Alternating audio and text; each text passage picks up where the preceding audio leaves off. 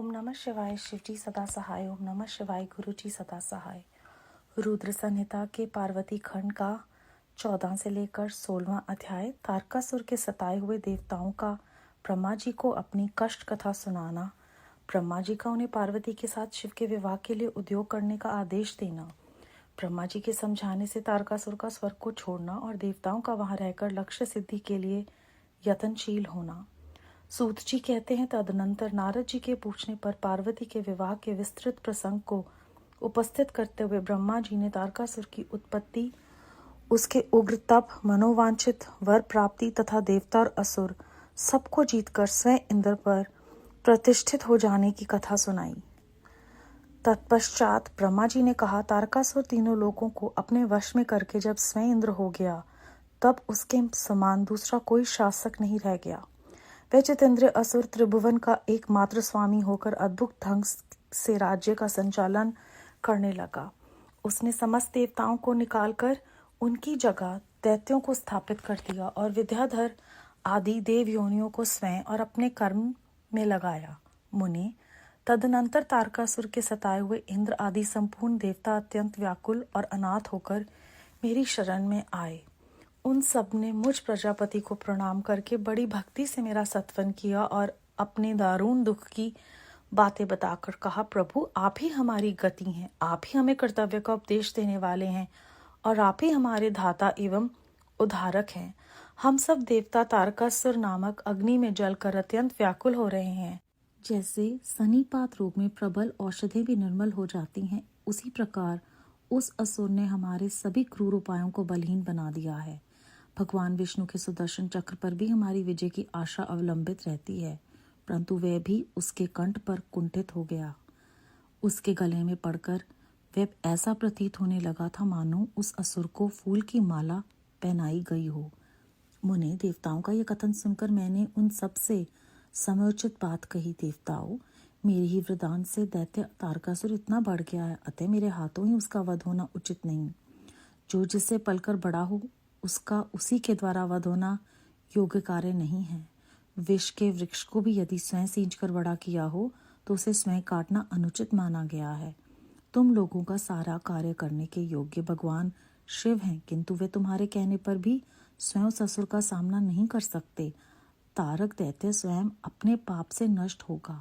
मैं जैसा उपदेश करता हूँ तुम वैसा कार्य करो। मेरे वर के प्रभाव से न मैं तारकासुर का वध कर सकता हूँ, न भगवान विष्णु कर सकते हैं और न भगवान शिव ही उसका वध कर सकते हैं। दूसरा कोई वीर पुरुष अथवा सारे देवता मिलकर भी उसे नहीं मार सकते। ये मैं सत्य कहता हूँ। देवताओं, यदि शिव जी के वीर्य से कोई पुत्र उत्पन्न हो तो वही तारक दैत्य का वध कर सकता है, दूसरा नहीं। सुरश्रेष्ठगण, इसके लिए जो उपाय मैं बताता हूँ उसे करो। महादेव जी की कृपा से वह उपाय अवश्य सिद्ध होगा। पूर्व काल में जिस दक्ष कन्या सती ने दक्ष के यज्ञ में अपने शरीर को त्याग दिया था, वही इस समय हिमालय पत्नी मेनका के गर्भ से उत्पन्न हुई है। यह बात तुम्हें भी विदित ही है। महादेव जी उस कन्या का परिग्रहण अवश्य करेंगे। तथापि देवताओं, तुम स्वयं भी इसके लिए प्रयत्न करो। तुम अपने यत्न से ऐसा उद्योग करो जिससे मेनका कुमारी पार्वती में भगवान शिव अपने वीर्य का आधान कर सकें। भगवान शिव उद्रव्रेता हैं, उनका वीर्य ऊपर की ओर उठा हुआ है।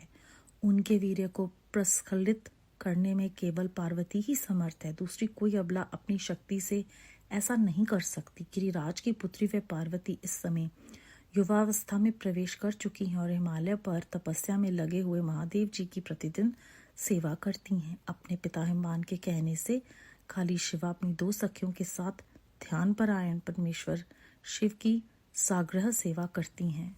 तीनों लोक में सबसे अधिक सुंदरी शिव के सामने रहकर प्रतिदिन उनकी पूजा करती हैं। तथापि वह ध्यान मगन महेश्वर मन से भी ध्यानहीन स्थिति में नहीं आते, अर्थात ध्यान भंग करके पार्वती की ओर देखने का विचार भी मन में नहीं लाते।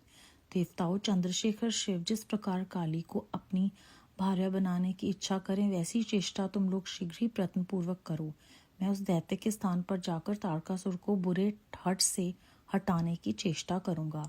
अतः अब तुम लोग अपने स्थान को जाओ। नारद देवताओं से ऐसा कहकर मैं शीघ्र ही तारकासुर से मिला और बड़े प्रेम से बुलाकर मैंने उससे इस प्रकार कहा, तारक, ये स्वर्ग हमारे तेज का सार तत्व है, परंतु तुम यहाँ के राज्य का पालन कर रहे हो। जिसके लिए तुमने उत्तम तपस्या की थी उससे अधिक चाहने लगे हो। मैंने तुम्हें इससे छोटा ही वर दिया था, स्वर्ग का राज्य कदापि नहीं दिया था। इसलिए तुम स्वर्ग को छोड़कर पृथ्वी पर राज्य करो।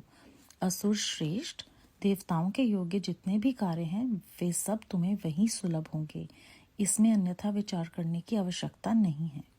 ऐसा कहकर उस असुर को समझाने के बाद मैं शिव और शिव का स्मरण करके वहां से अदृश्य हो गया। तारकासुर भी स्वर्ग को छोड़कर पृथ्वी पर आ गया और शोणितपुर में रहकर वह राज्य करने लगा। फिर सब देवता भी मेरी बात सुनकर मुझे प्रणाम करके इंद्र के साथ प्रसन्नता पूर्वक बड़ी सावधानी के साथ इंद्रलोक में गए। वहां जाकर परस्पर मिलकर आपस में सलाह करके वे सब देवता इंद्र से प्रेम पूर्वक बोले, भगवान शिव की शिवा में जैसी भी काम मूलक रुचि हो वैसा ब्रह्मा जी का बताया हुआ सारा प्रयत्न आपको करना चाहिए। इस प्रकार देवराज इंद्र से संपूर्ण वृतांत निवेदन करके वे देवता प्रसन्नता पूर्वक सब और अपने अपने स्थान पर चले गए। अध्याय 14 से 16 समाप्त। इस अध्याय में हमें फिर से ये मार्गदर्शन दिया जाता है कि जो होना है वो समय उचित ही होना है, और ब्रह्मा जी देवताओं को समुचित बात कहते हैं कि मेरे वरदान से ही तारकासुर जो है वो उत्पन्न हुआ है, और जिसको हम खुद सींचते हैं, बड़ा करते हैं, उसे काटना या उसका वध करना उचित नहीं है।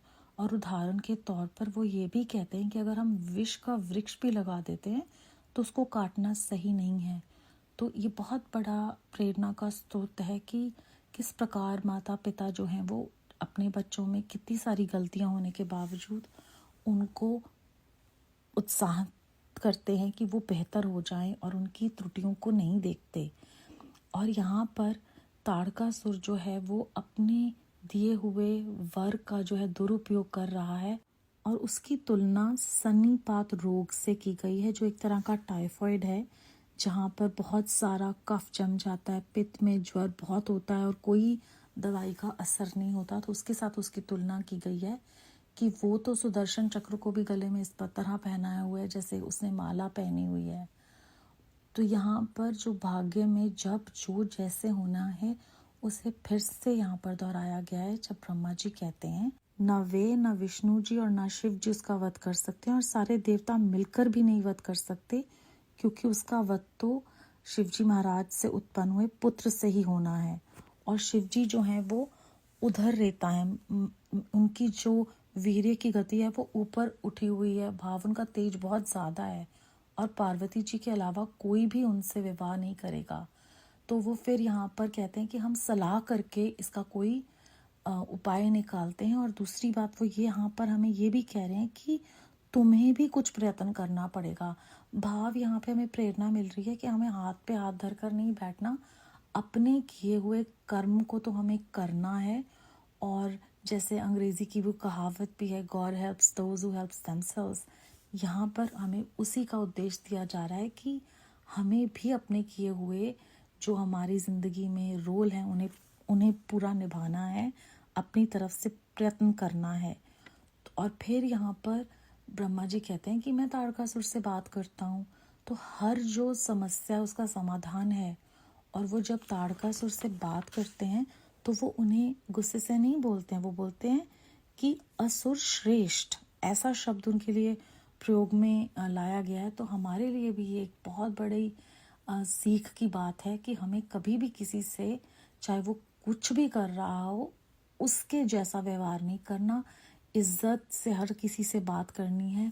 और उनके ऐसा कहने से वो पृथ्वी पे चला गया, और यहाँ पर सब जो देवता हैं वो ब्रह्मा जी के साथ इंद्रलोक को गए, और इंद्र से भी उन्होंने कहा, प्रेम पूर्वक कहा। तो यहाँ पर बार बार हमें प्रेम, आदर, ये जो संस्कार हैं इनका जिक्र करके याद दिलाया जाता है कि कभी भी किसी भी स्थिति में अपने जो संस्कार हैं उन्हें नहीं छोड़ना है, और हमेशा प्रेम से हर चीज़ का हल निकल सकता है। और बातचीत करके एकजुट होकर अपना कर्तव्य करके ही हम हर चीज़ का हल पा सकते हैं। ऐसा इस अध्याय में हमें मार्गदर्शन मिलता है। बेअंत बेअंत शुक्राना गुरुजी महाराज। ओम नमः शिवाय। शिवजी सदा सहाय। ओम नमः शिवाय। गुरुजी सदा सहाय।